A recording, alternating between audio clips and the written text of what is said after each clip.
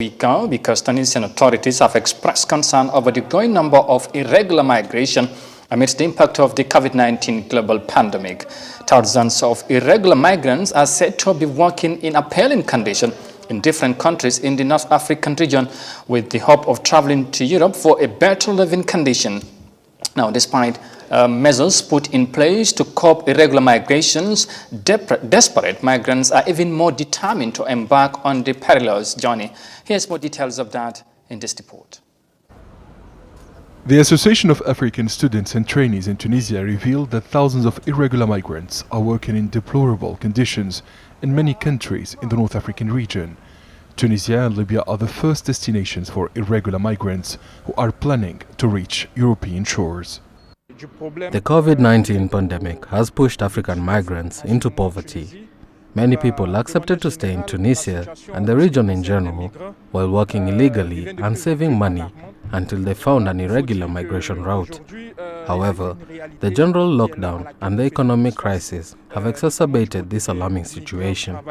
The Tunisian Forum for Economic and Social Rights announced that authorities in Tunis thwarted 42 crossing operations and intercepted 409 Tunisian and sub-Saharan African migrants in April alone. The majority of people who pay for irregular migration with all their savings chose death over life.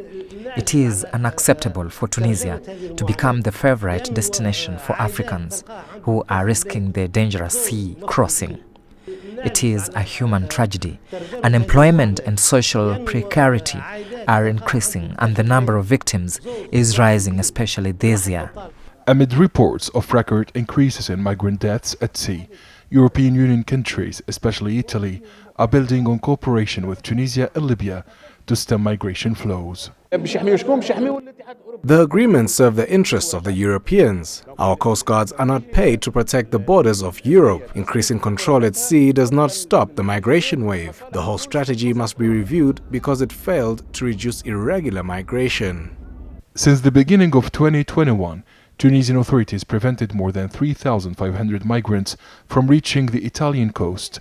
The Interior Ministry has recorded that more children and women are risking their lives in the Mediterranean.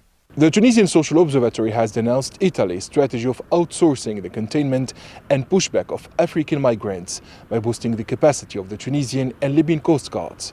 Activists say Europe needs to put in place more practical social and economic measures to reduce irregular migration.